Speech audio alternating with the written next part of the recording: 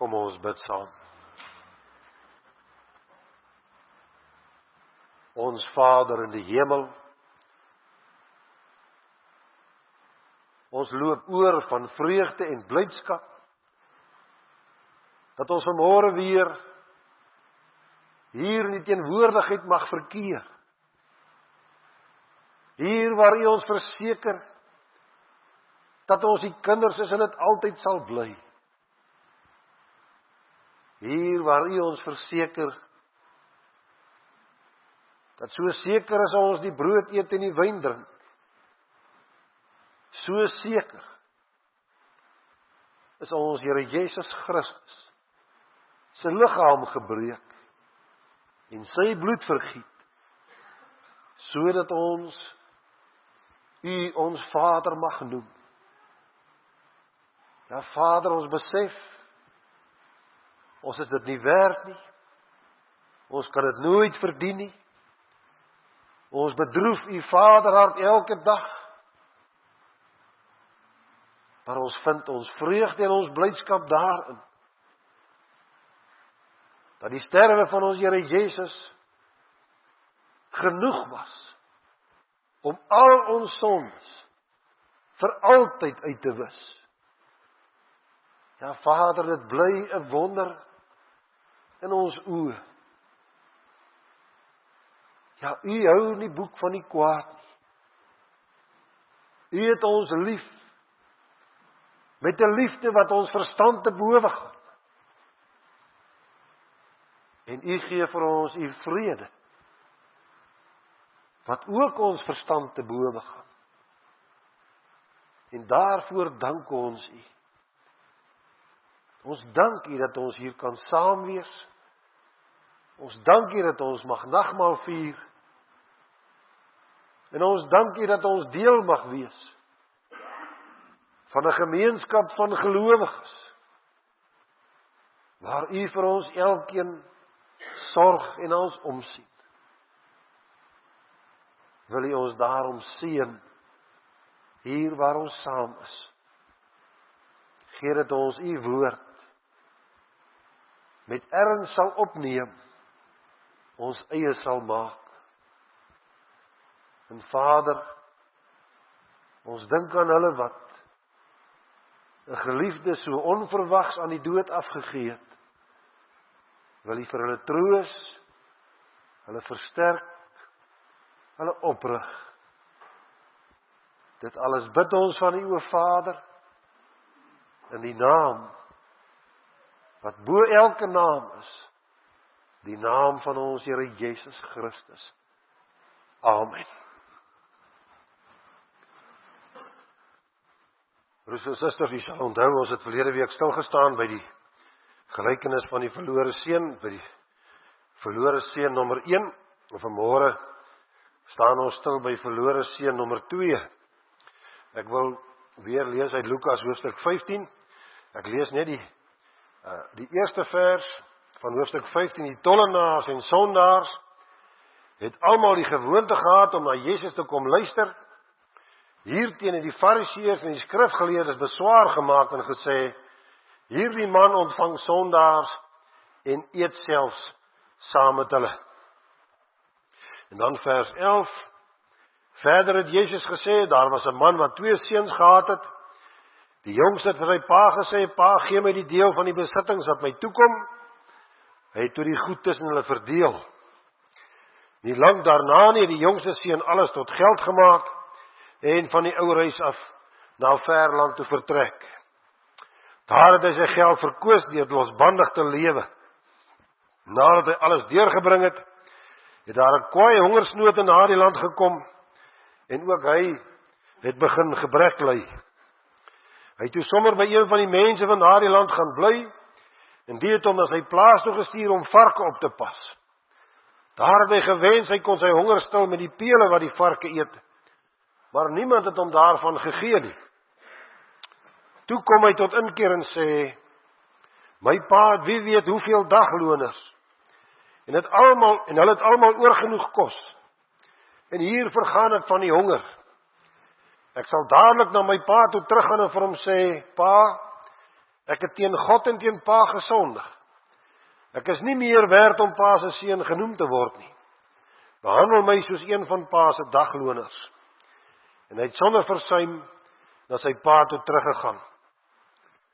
Toe hy nog ver aankom, het sy pa hom al gesien en hom innig jammer gekry. Hy hardloop hom tegemoet, omhels hom en soen hom. Toe sê die seun vir hom: Pa, ek het teen God en teen pa gesondig. Ek is nie meer werd om pa se seun genoem te word nie. Maar sy pa roep sy werksmense: Maak gou, bring klere die beste en trek dit vir hom aan. Sit vir hom 'n ring aan sy vinger en trek vir hom skoene aan. En bring die vetgemaakte kalf, slag hom en laat ons eet en fees vier. Hierdie seun van my was dood en hy lewe weer. Hy was verlore en ek het hom teruggekry. Toe het hulle begin fees vier. Sy oudste seun was nog in die veld. Toe hy terugkom en naby die huis was, hoor hy die musiek en die singery. Hy roep toe een van die bedienis nader en vra hom wat aan die gang is. Die bediende antwoord: U broer het gekom en u pa het die vetgemaakte kalf geslag, omdat hy hom behoue en gesond teruggekry het. Toe het die oudste seun kwaad geword en hy wou nie in die huis ingaan nie. Sy pa gaan toe uit en praat mooi met hom. Maar hy antwoord sy pa: Kyk, al die jare werk ek soos 'n slaaf vir pa. Nog nooit het ek 'n opdrag van pa verontagsaam nie. En vir my het pa nog nooit eers 'n bokkie gegee, sodat ek saam met my vriende kan fees vier nie. Maar nou dat hierdie seun van pa, wat pa se goed met prostituie deurgebring het, terugkom, het pa vir hom die vetgemaakte kalf geslag. Toe sê die pa vir hom: Kind, jy is altyd by pa en alles wat pa het is ook joune. Maar ons kan tog nie anders as om fees te vier en bly te wees nie. Want hierdie broer van jou was dood en hy lewe weer. Hy was verlore en ons het hom teruggekry.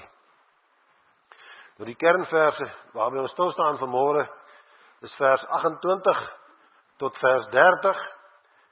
Toe die oudste seun kwaad geword en hy wou nie in die huis ingaan nie. Sy pa gaan toe uit en praat mooi met hom. Maar hy antwoord sy pa: Kyk, al die jare werk ek soos 'n slaaf vir pa. Nog nooit het ek 'n opdrag van pa verontagsaam nie. En vir my het pa nog nooit eers 'n bokkie gegee, sodat ek saam met my vriende kan fees vier nie. Maar nou dat hierdie seun van pa, wat pa se goed met prostituie deurgebring het, terugkom, het pa vir hom die vetgemaakte kalf geslag. Broers en susters en kinders, daar is inderdaad groot blydskap in die hemel oor elke sondaar wat hom bekeer. En daardie blydskap is so groot dat daar fees gevier word. Die pa in hierdie gelykenis is so bly dat hy die vetgemaakte kalf slag. Almal op die plaas word opgeroep om saam bly te wees oor hierdie seun wat teruggekom het. En verlede week het ons gehoor dat hierdie pa sy seun met oop arms terug ontvang. Sonder voorbehoud, sonder verwyte, sonder vergelding. Die pa se liefde is so groot dat hy sy seun onvoorwaardelik vergewe. Hoe diep die sondaar ook al mag val, ons het 'n Vader wat altyd bereid is om volkome te vergewe. En nou broers en susters, nou is die toets vir 'n opregte geloof, is die vermoë om in daardie vreugde van die pa te deel.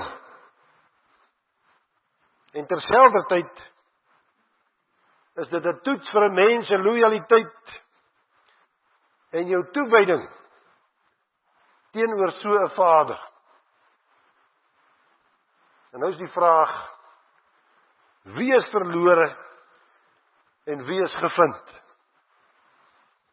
Kom ons hervat die verloop van die verhaal. Toe die jongste seun terugkom, Het ons gelees, was die oudste seun nog in die veld besig met sy werk. Hy het nie geweet dat sy broer teruggekom het nie. En dis die eerste ding wat ons moet raak sien.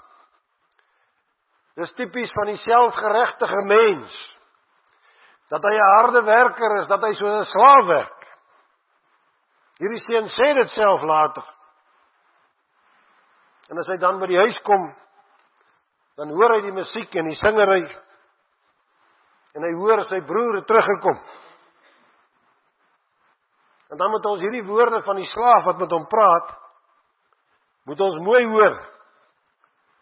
Die slaaf sê vir hom, u broer het gekom, en u pa het die vetgemaakte kalf geslag. Hierdie woorde moes hom herinner het aan sy liefdesplig teenoor sy broer.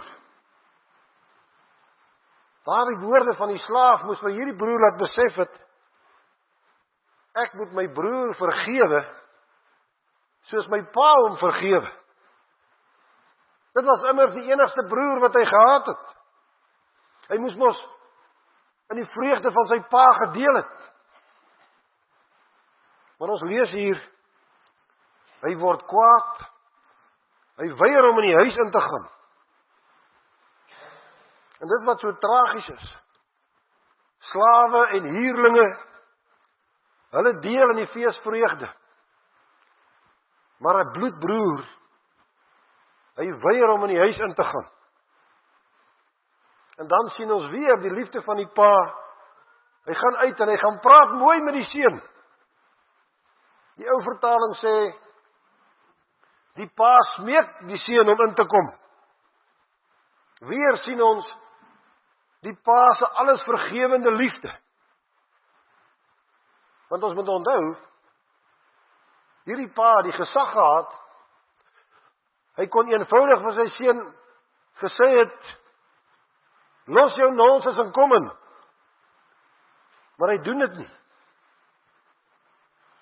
Die Here Jesus sê hier, die pa praat mooi. Hy pleit by hierdie seun. Hy verwyd hom nie. Net soos met die terugkoms van die jongste seun, is die pa steeds vol liefde en deernis. In sagmoedigheid nooi hy sy seun terug, om te kom deel in die vreugde. Maar die oudste seun, broers en susters, sien ons, is bitter.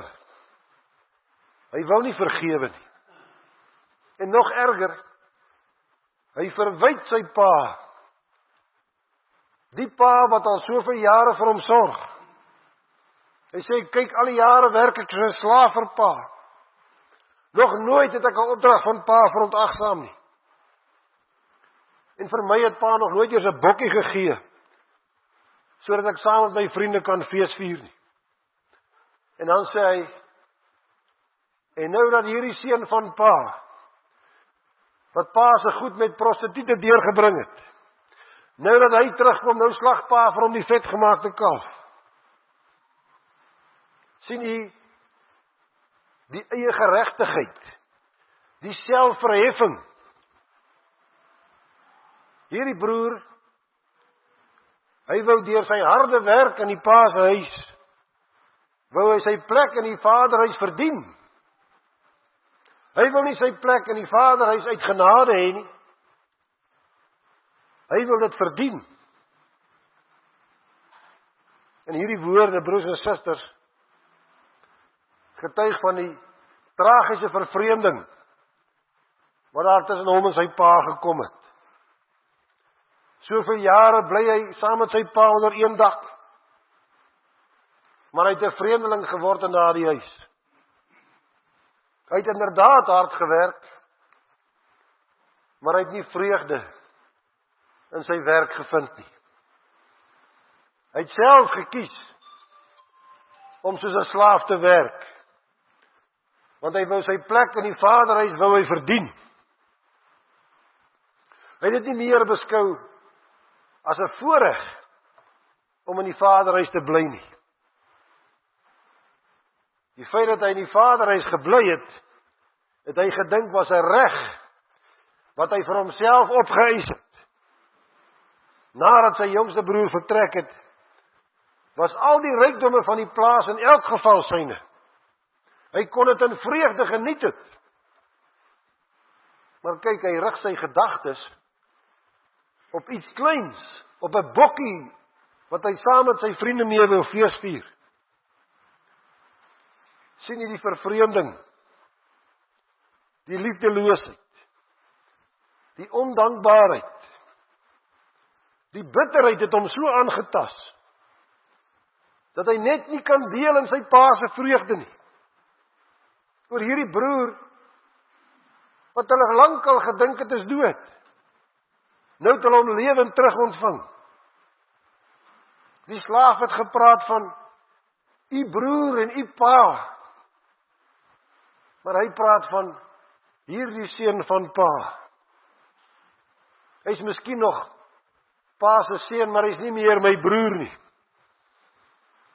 Hy is onvergeefbaar. En dit is wat, broers en susters, dit is wat bitterheid aan 'n mens doen. Bitterheid maak dat 'n mens nie kan vergewe nie. Bitterheid soek vergelding. En dis die rede waarom die Here Jesus hierdie gelykenis vertel het. Ons het gelees, die Fariseërs en die skrifgeleerdes, hulle was ook onder daardie skare wat na die Here Jesus geluister het. En ons het gelees, die tollenaars en die sondaars het almal die gewoonte gehad om na die Here Jesus te kom luister. Maar die Fariseërs en die skrifgeleerdes, hulle het beswaar gemaak en gesê, hierdie man ontvang sondaars, hy eet self saam met hulle. En dan vertel die Here vir hulle hierdie gelykenisse oor die verlore skaap en die verlore muntstuk en die verlore seun. En daarmee wil die Here Jesus vir hulle sê, hy het gekom om te soek wie verlore is. Maar die skrifgeleerdes en die fariseërs van sy tyd, hulle het nie gedeel in die vreugde as sondaars en tollenaars gered word nie. Hulle eie geregtigheid, hulle hoogmoed, het hulle vreemdelinge gemaak van God die Vader. Hulle was juis dan, deur al die eeue nog God se uitverkore volk. Deur al die eeue is hulle gereken as God se volk. Maar net soos hierdie oudste seun in die gelykenis, het hulle dit nie besef nie. Hulle wou deur hulle sogenaamde vroomheid en hulle goeie werke, wou hulle 'n plek in die Vaderhuis verdien. En juis dit wat hulle nie wou hoor nie, dit verkondig die Here Jesus aan hulle. Die Here Jesus sê vir hulle, die saligheid van die Vaderhuis kan nie verdien word nie.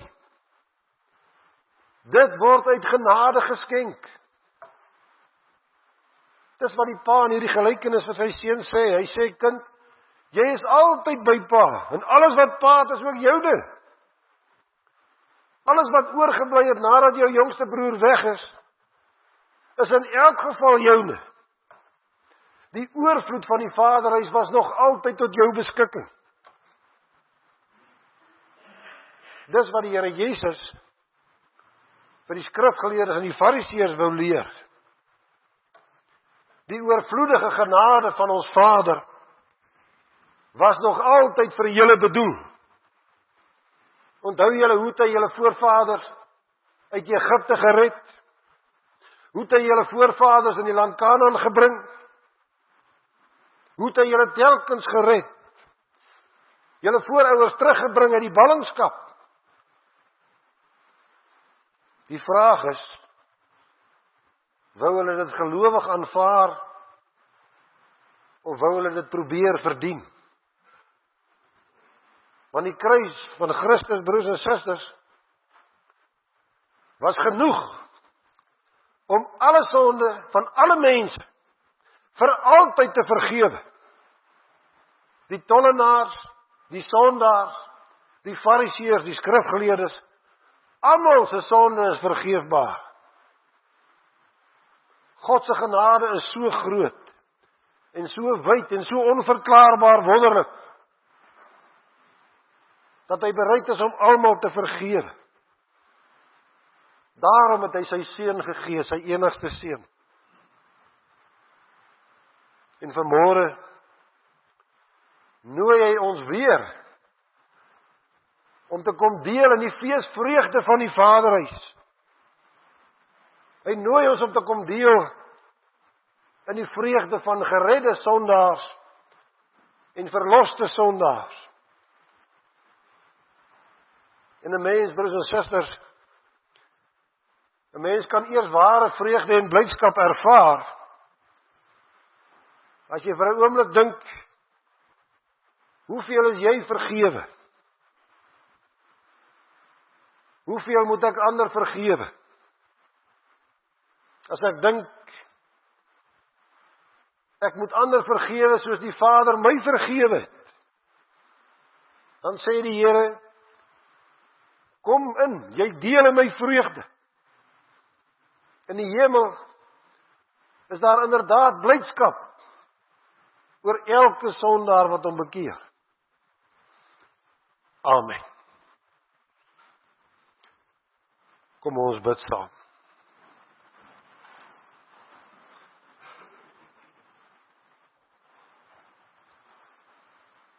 Barmhartige God en Vader, ons dank U dat ons die troostryke gebeurtenis van U Seun Jesus Christus se bittere dood mag gedenk. Ons bid U, gee deur die Heilige Gees opregte vertroue in ons hart, om ons al meer aan U Seun oor te gee, sodat ons met hom die hemelse brood verkoop word, en nie meer in ons sondes nie, maar in hom mag lewe. Verseker ons dat U ons genadige Vader is, en ons U kinders en erfgename. Help ons om onsself te verloon, ons Heiland te bely, en met verlange te wag op sy terugkoms, wanneer hy ons in ewigheid tot hom sal neem. Verhoor ons, o God en barmhartige Vader, om Jesus ons wil. Amen.